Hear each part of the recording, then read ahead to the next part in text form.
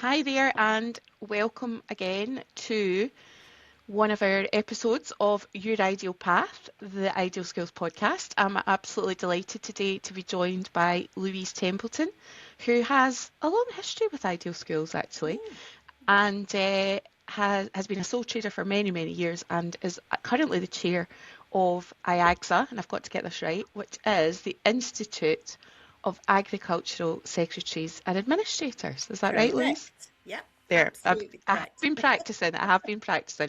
So, welcome, Louise, and yeah, tell us a little bit about yourself and what you do. Well, good morning, Elaine, and thank you very much for inviting me. I am a farm secretary. I've been a practicing farm secretary now for 26 years in May, which is quite a long time. Quite threatening. I actually trained to be a farm secretary in the mid-80s when Okay. we actually had college courses to train us to do that. Unfortunately, they've gone by the by. But that benefits you guys because, we all Yeah. train in different ways now. Um, I'm When I first started out, I mainly did livestock recording hmm because I'm in a big livestock area. But now I mainly do bookkeeping Okay. for for a number of big farms. I've got oh goodness me, how many clients have I got now? 15, I think. Wow. And I never keep count of them. You just go and do them, don't you? Yeah. Yeah. So ranging from small one-man bands to very large limited companies. Okay.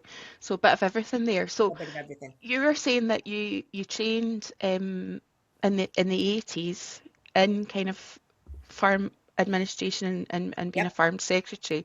So what was the kind of, did you go into that straight away, or did you have a gap and then set up as a sole trader? How did that all work out? No, I left college in the mid-80s and I worked in the grain trade. I worked as a crop inspector and a seed sampler down in Okay. East Yorkshire, Yep. all because of a boy.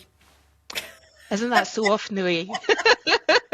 So I decided to stay down there, and I also felt that I needed more behind me before I became a farm secretary. hmm I always had it in the back of my mind that that's probably what I would end up doing, Yep. but I needed to fill spaces to get there. Okay. So I worked in the grain trade. In those days, very, very few women worked in the Yeah, I job can that I imagine. was doing. So I was a crop inspector, seed sampler. I was out on farm a lot, and I did that and until 1990 hmm when I decided to move back home. The past boyfriend and I had split up, so I Okay. decided to come back to Cumbria, and I took a job at our local livestock auction, which is or at that point was the largest in Europe. I don't know whether it still is. Sort of as a stopgap, I wanted a nice 9 to 5 job instead of working in the grain trade where Yeah. I'd been starting work at 6:30 in the morning and finishing hmm work at 11 o'clock at night during harvest. So I thought I'll go for a nice 9 to 5 office job. hmm Started working at the auction, 9 to 5. The first Monday, I started on the Tuesday the week before. The first Monday, I walked out of that office at 10:30 at night because because when you work in anything to do with agriculture, the hours don't fit No, normal it's all office quite hours. fluid, isn't it? It is. And so I worked in what we call the pedigree office, and there was 4 of us in that office, and we had an advertising manager as well, and we ran the pedigree sales. hmm So we did all the admin work, so all the putting together the catalogues, dealing with the farmers, and that was what we did. So hmm I did that until 1996. I met my husband at the auction. Did that until 1996 when I had my first daughter. Mm-hmm. Fully intended going back to work. I'll go back to work full time. It won't be a problem. Yeah. Yes. You know, all the things that you think that you can do when you have your first child, and then all of a sudden the first child appears, and that's not quite how life works out. No. So I did go back to the auction part time, and I worked a Monday and a Friday. Yeah.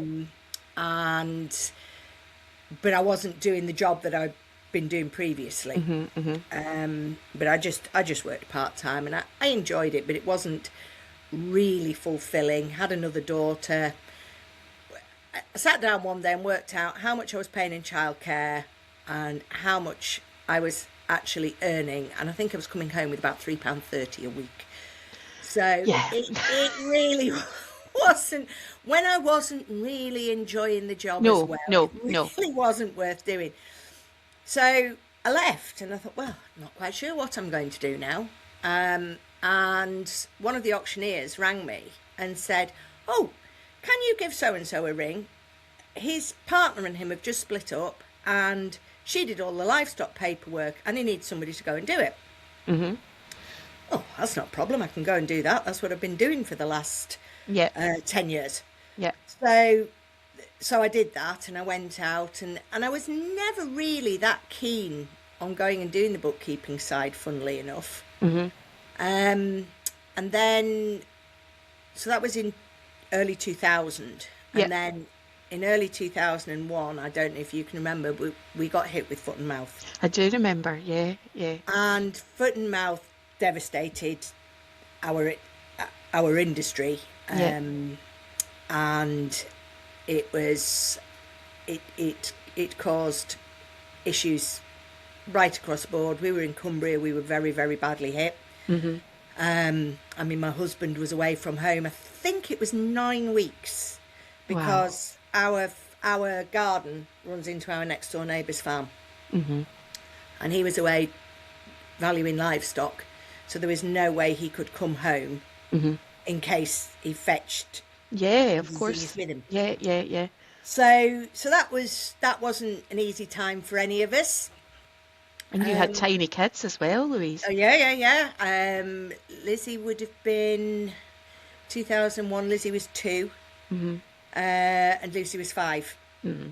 So, and Lizzie doesn't remember it, but Lucy does. Yeah. Lucy does. She was old enough to remember it. And so anyway, as you do,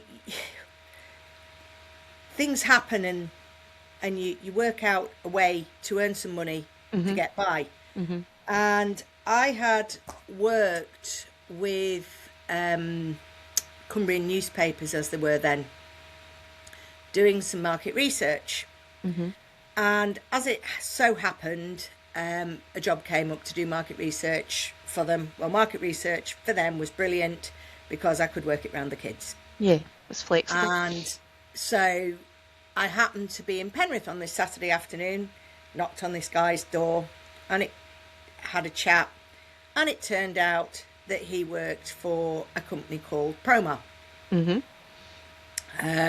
Who, again, you might not have heard of, but Promar are the marketing arm of Genus, and they have a huge team of farm business administrators right round the country. So, you know me, Elaine, the shy retiring type, we got into a conversation. Yeah. And anyway, he suggested that they were looking for some new analysts. Mm-hmm. Would I be interested in in a job? Yeah. So, yeah, we'll think about it. Anyway, I gave him my phone number, rightly or wrongly. Never thought anything much about it. And on the 11th of September 2001, when the second plane hit the Twin Towers, because I had the news on, my phone rang. And it was this chap. and invited me for an interview. So I went and had an interview, and I worked for them on a self-employed basis for a couple of years. And it was great because it got me back into, I'd studied 2 years worth of bookkeeping when I'd been at college, so it got me back into it. I learned how to use Farm Business Manager, which was very similar to, well, it basically was Farm Plan with a different logo on it. Yeah. And so that was grand. Anyway, the contract came to an end 2 years later, as these things do. And I picked up some more work for somebody else. Bear in mind, this is all before we needed to have an AML license. Yeah, of course you could do all of this without all of that behind you. Yeah. You didn't need all of that in those days. Anyway, so I went and I was working for this guy, and he was like many bookkeepers will understand exactly what I say here. Oh my God, his paperwork. Anyway, doing it all on an Excel spreadsheet. He had another computer program that he was doing his invoices in. He was, let's just say, we had a lot of rubber checks. So trying to do that on an Excel spreadsheet was a nightmare. Yeah. So we decided we would go on to Sage. So we got him onto Sage, and that was fine. And I got some training from the accountants and did his second VAT return, and it didn't look quite right. First one had looked about where I'd expected it to be, but the second one didn't, because we'd just been out and bought various bits of kit. And so Sage was set up to do cash-based VAT, and anyway, it didn't look. So the accountants came out, we got it put right and one thing and another, and they went, oh, we've given you the notes for it being accrual. Terribly sorry, we'll give you. So it was fine, we sorted it all out. Never thought anything more of it. Put through journals and one thing and well, no, the accountants were going to put through the journals at the year end. That was it. I'd done it because we still filled in a manual form in those days. I mean, this is a long time ago. Yeah. And so I'd done the manual. Anyway, about the following year, I can't remember how far later it was. I walked in and he said, oh, the accountant says I've got to get rid of you. Pardon? The accountant says I've got to get rid of you. Oh, right. Why? Well, you've done this wrong. And you haven't claimed this VAT, and you've claimed, and I'm thinking, hang on a second. This isn't... Yeah, this isn't right. This isn't right. So I looked at it, and I looked at the figures that he gave me, and I went, no. There you are. They're the accountants, and they say that you're wrong. Okay, right. Well, I'm going to prove that I'm not wrong. And I did have professional indemnity insurance in those days. I've had my PI quite a long time. And I said, I tell you what, let me go through it all. I'll take a backup. I'm quite happy to leave, that's fine. But let me go through it all, and I'll see. And if I'm wrong, Yep, hands up kind of thing. But yeah. And if I'm right, you pay my bill, because it's gonna take me it'll take me a good couple of days to go right through everything to make. Checking something takes an awful lot longer than putting it incorrectly. Yeah.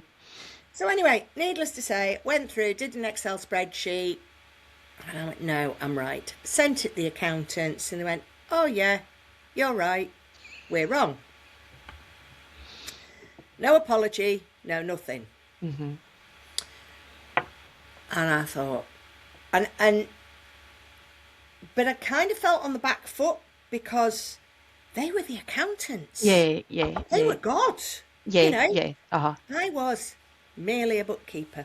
Yeah, at that point, that was how things were. Yeah, and that is how things were.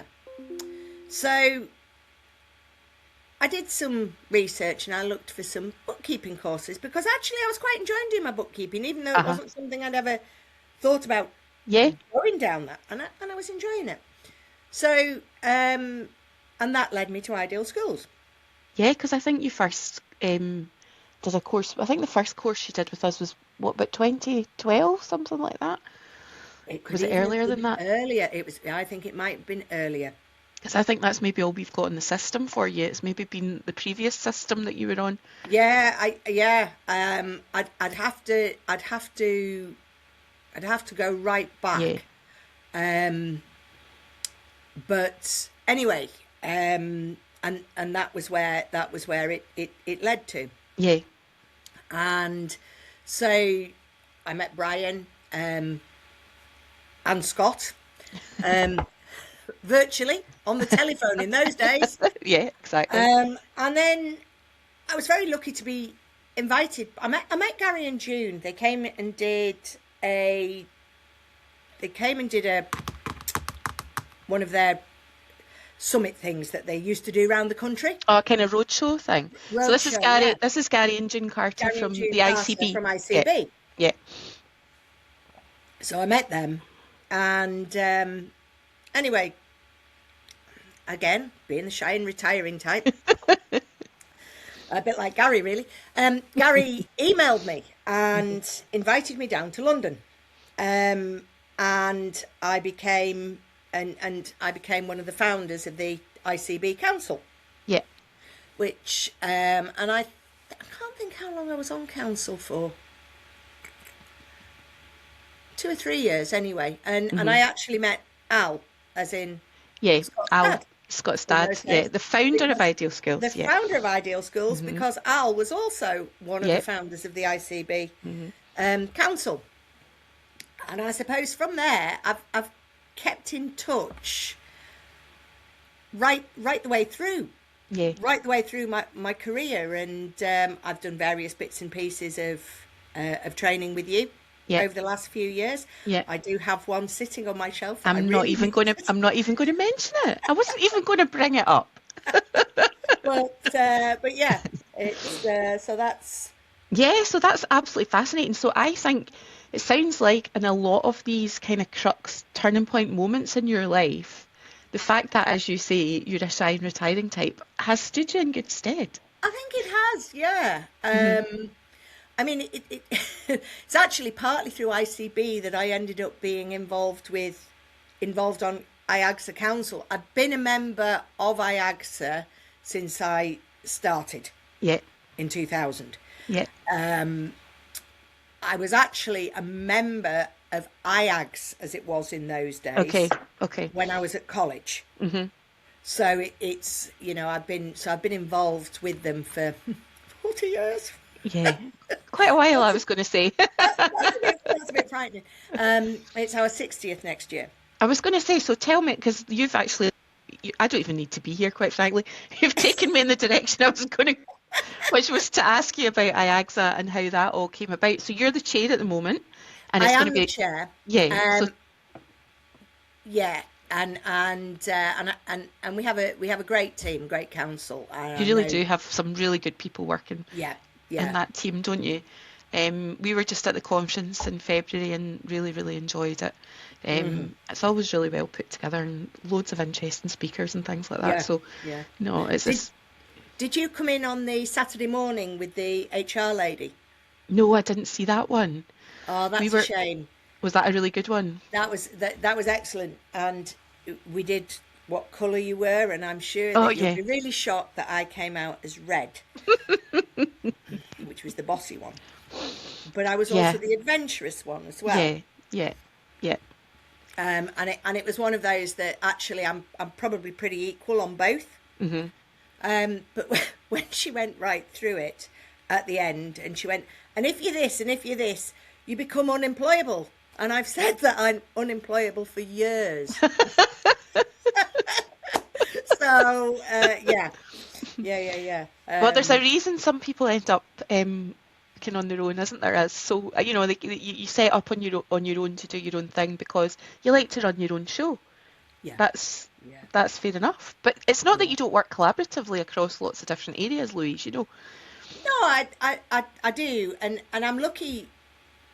I do outside of my Yeah, work life. I do a lot of stewarding of horses. I've been involved on various various committees, which actually has stood me in quite good stead, I believe, when I've come in to IAgSA yeah. on the council, Hmm. um, and has led me to the chair, because actually I am very bossy. I do like things my own way. Hmm. Um, one of my clients actually said to me one day he was very glad he wasn't married to me. At which point I said, I'm very glad I'm not married to you as well, because I said, actually, quite frankly, you're young enough to be my son. But anyway, we won't go down that conversation. Um, yeah, But that kind of collaborative working and that kind of committee work, you know, you've got, yeah, it's good to have people with loads of ideas. It's good to have people that can fulfill loads of different roles and, you know, have different skills. But ultimately, you need someone to make the decision. yeah. I Otherwise, mean, you can talk ground forever. yeah, I would like to think, I hope that I do, and I think, most people would agree with me on this. Although I am very bossy, and although I do like my own way, I do actually look around something, and it's not actually necessarily what's best for me. Yeah, It's what's best for the situation yeah, in which I'm in. yeah. Um, And you best know, for the organisation that and you're best for working the with or organisation. whatever. Yeah, absolutely. And Yeah, that's the thing about it that's really, really important, isn't it? yeah. I mean, both both IAgSA and ICB have dovetailed together for me, because through being on council for ICB, I met Sally Lemonius, Hmm. who was, and she was past chair of IAgSA, but at this point she wasn't the chair of IAgSA. Gary introduced us in London at one of the ICB Hmm. conferences. Sally lives in the Isle of Wight, so we're quite a way away. Yeah. And she was responsible for compliance Hmm. within IAgSA. Hmm. And when she was into her chairship, Hmm. she was looking for somebody to take over. And so she rang me and asked me if I would help her organise a training day, regional Hmm. training day. I think, Hmm. yeah, Brian came down to one of ours in at Hexham last year. Hmm. Hmm. So we do these around the country. Hmm. And because there hadn't been one in Cumbria, Hmm. and all right then, me being never thinking, I'm quite a straightforward person. I don't kind of think that there's any ulterior motive, And so we organised a training day at Penrith Rugby Club, and basically what she was doing, I think, was sussing me out, Hmm.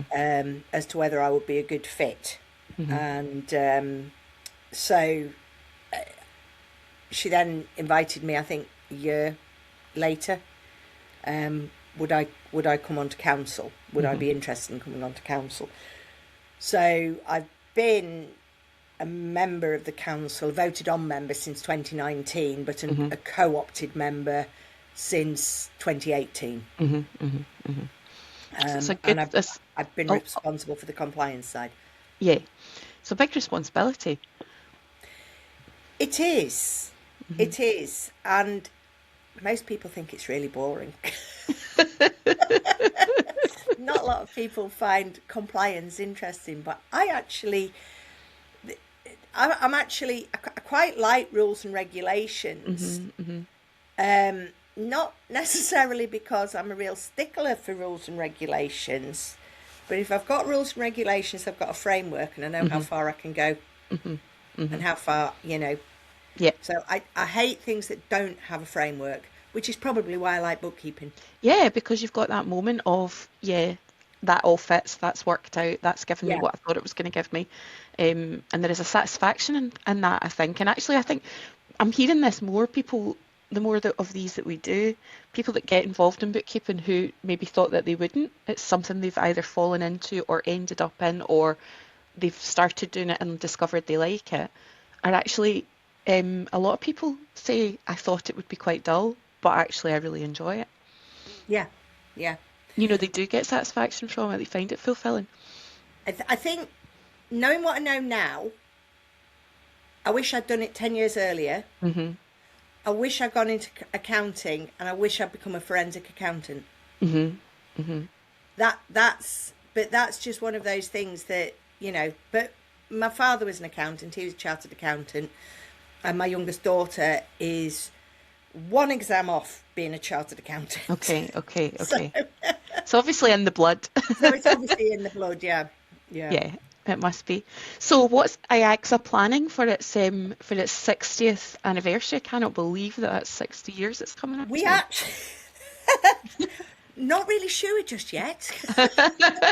I've got a big file upstairs that Sally gave me at a conference in Swindon, which has lots of photos in of past chairs Yeah. and one thing and another.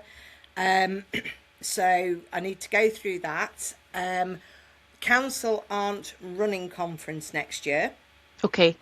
So it's the Yorkshire branch. Yeah. So I can't fully say No, what of their plans course. are because Yeah. I don't know.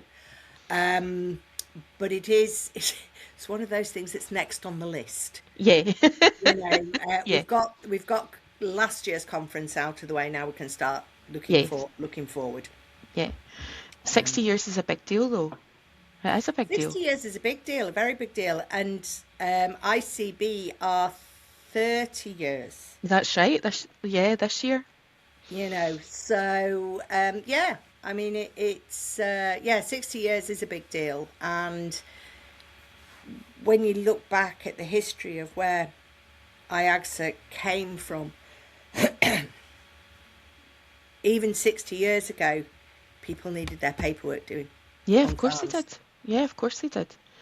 And it's just, do you not think that the way technology has revolutionised the way we work is just incredible? Because it must have been so paper heavy and ledger heavy and all of that back then. And you think of what it's like now. Absolutely. When I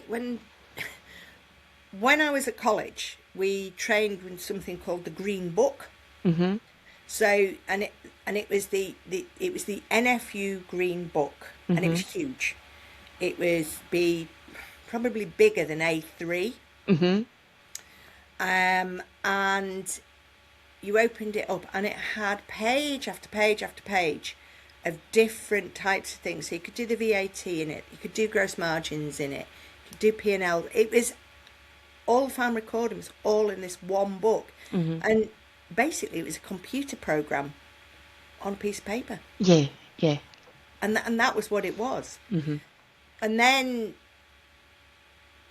when I first started doing VAT for people, other than working with Promar, Hmm. because I couldn't afford a laptop in those days. No, I mean, no. they were over Oh no, £1,000. they were really expensive. Really, and which 20 years ago was a lot of money. Hmm. Hmm. Hmm. And so I had my VAT books, my little green book that we filled it in. Hmm. And you had to mark it off and make sure that it balanced, and then you filled in your paper form and asked the client to sign it, because you didn't sign. You No, never no, signed a no, VAT return. no. You asked the client to sign it and popped it in the post. And I know that because we never used to sign it, I know some people find it quite difficult, this idea of an agent services account, Yeah, because then they're taking the responsibility yeah, for that VAT return or whatever it is that you yeah. send. So I do get that. I do get that. But But you know, I think as well, if you think about because you spoke earlier about how merely a bookkeeper or just a bookkeeper, and that whole journey that bookkeeping's had over the time that you've been working in this industry, to be absolutely no longer merely or just anything. It's transformed as a profession. oh, And absolutely. And I mean, ICB, not just a bookkeeper, an ICB bookkeeper. I know I work very collaboratively between my clients and my clients' accountants. Mm-hmm. And I think I only, in the past, they didn't want to know you. Oh, no, No. we need to speak, we Yeah. need to speak to Joe Bloggs. Yeah. Right, okay. So he would go, you'll have to speak to Louise because I don't understand what you're talking about. Yeah. Yeah. But now, I mean, it's totally different. I do have to say there are a couple of accountants in Carlisle who I probably owe quite a lot of my career to, because they took a risk and Yeah. pushed clients my way. Yeah. Some of them were ones that they really didn't want, but Yeah, well, they're not going to give you their super duper easy, high paying, really really efficient ones. They're going to give you the tricky ones. the point was I could go out and do it on farm Yeah. and make money and still be charging less than what they had to do. Yeah. Yeah. I mean, VAT for most accountants is a lost leader. Whereas for somebody like me who's a sole trader, Yeah. we don't have those overheads. No.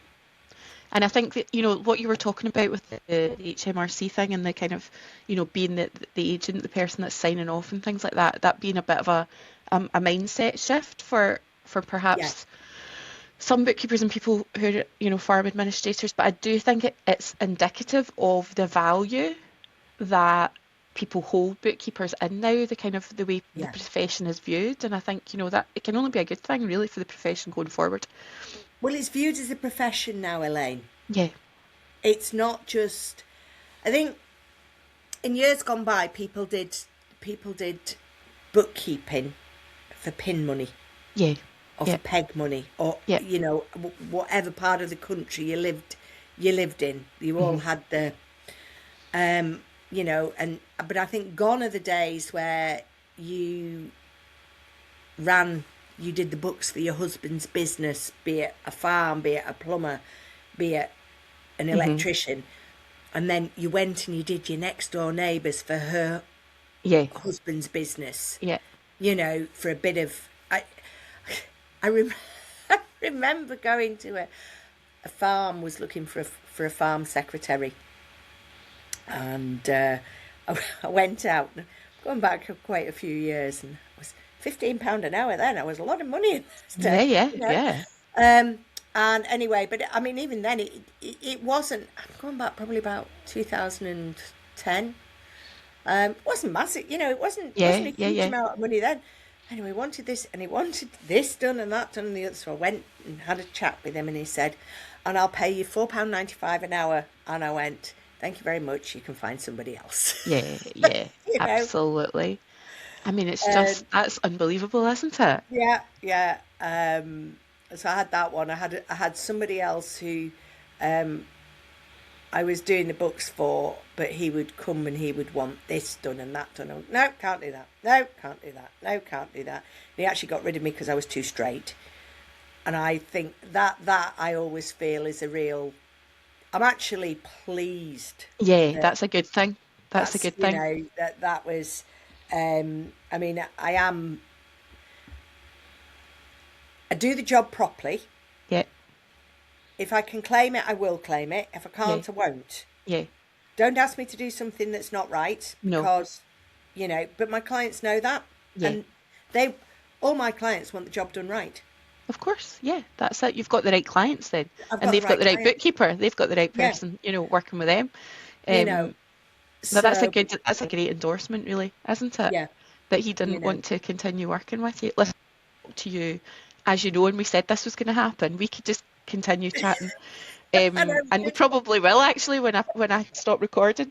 But it's been so interesting to get an insight into what your journey's been, and I think we've covered quite a lot of sort of useful topics about even things like the history of the ICB as well as the history of IAgSA and how that all came about. But I think your story is really inspiring for people who are kind of not sure how things are going to go for them. It's like sometimes just believing in yourself and buying into yourself is such an important thing in life. It is, and I think I'm a great believer in one door shuts. If you look for it, there'll always be another door open. the worst time you'll ever lose when you lose your first contract, that's the worst thing ever. Yeah. When you lose a contract or for whatever reason, that is the worst thing ever. Once you've lost that first one, you know that work will come back in again from somewhere else. Yeah. You might have to wait a little bit for it. You Yeah. might have to move out of your comfort zone. Yeah. Do something a little bit different. But look for it, and it'll be there. Yeah. And it's having that confidence to go out there and look and take the proactive steps if you have to, and have the conversations. And yeah, comfort zones, nothing good ever came from comfort zones, to be fair. We're all guilty No, of it, but if there's one certainty in life, it's that everything changes, and you've got to kind of roll with the punches. you've got to move with the times. You've got to. I'm a strong believer in training.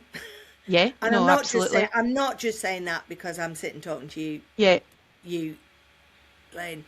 But if you train, like I say, I go back to when I didn't have the confidence to stand up to the accountant when I knew I was right.